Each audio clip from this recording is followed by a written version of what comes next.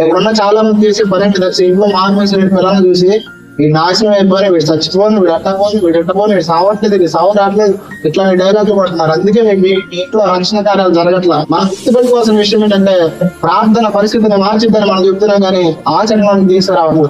యాకోబు రాత్రి అంతా దేవునితో పెనుగలాడితే యాకోబు జీవితాంతం పొందని ఆశీర్వాదం ఒక రాత్రి పోయింది.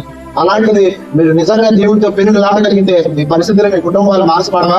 నేను ఖచ్చితంగా చెప్తున్నా, రక్షింపు నేర్పుండే హస్తం పురచకాలేదు, మీరు నేర్పుండే చూపు మందం కాల. అలాంటి దేవుడిని నువ్వు కలిగి ఉన్నావు. అలాంటి దేవుడిని కలిగి ఉన్న నువ్వు నీ జీవితంలో పరిస్థితుల్లో ఖచ్చితంగా మార్పులు కూడా తీసుకురాగలవు.